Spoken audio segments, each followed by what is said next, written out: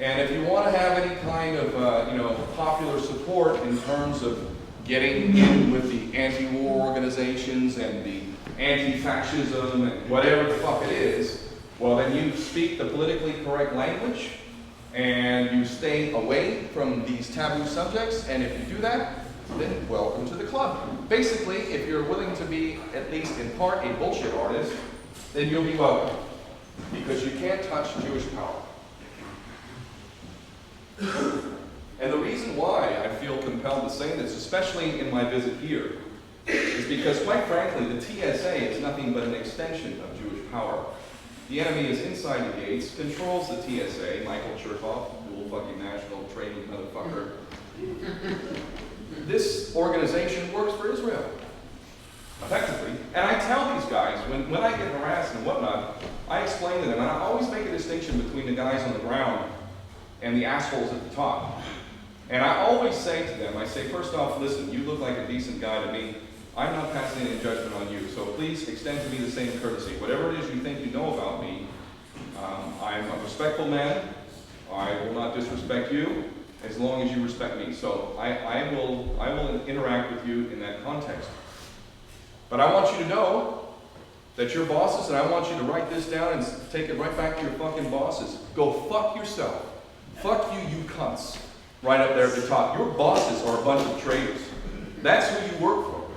And they're giving you orders to harass me because I'm an honorable man who refuses to bow and will continue to speak the truth about what is happening to this country. And let's talk about the U.S. Constitution. Where the fuck did that go?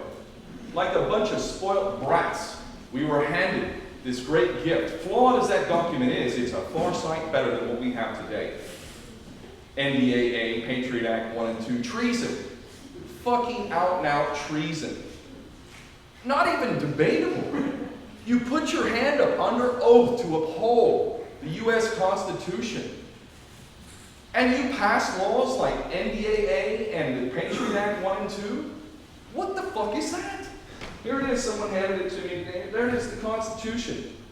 Every fucking American should know this document and should carry it and should point it out. If you have any altercations, what happened? Excuse me, officer, what happened to this? Do you know this document? What law are you following? Because it says right here, this is the, quote, supreme law of the land. And yet we've fucking thrown that out. You know, we've wiped our fucking ass with it, like toilet paper, and we've thrown it in the toilet. This is not acceptable. And I'm still waiting for the real American patriots who are going to stand up and say, enough is fucking enough. It is time to arrest these motherfuckers for treason. This is not.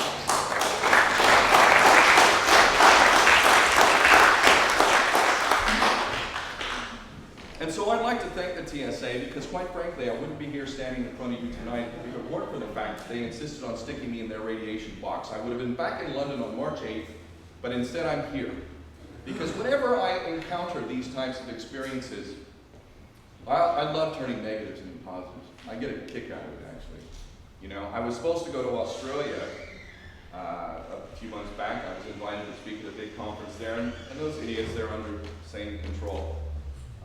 Effectively, they banned me from the country. They haven't done it in the most honest way. But when I realized that I was not going to be allowed to go to Australia, there were a lot of people there waiting to see me, and I knew I would have had a lot of support there. While I was realizing this, I decided, okay, so this isn't exactly what I wanted. What shall I do in response? So I initiated something called the World Citizen Solution, but I'm going to get back to that. I'm not sure when the time will run out, but let's make sure that I have at least 20 minutes or 15 minutes to talk about that and end it on a positive note. And so with the TSA, I did the same thing. Okay, well, all right, so you're not going to let me fly unless I get into your radiation box. I'm not willing to do that. So I guess, you know what, I'll fucking take a trip across the United States, up the West Coast, all the way over to the East Coast, and then I'll go up to Canada, and I'll talk to a bunch of people that I never would have talked to. And I'll do that because you've decided to not let me fucking fly. That's all.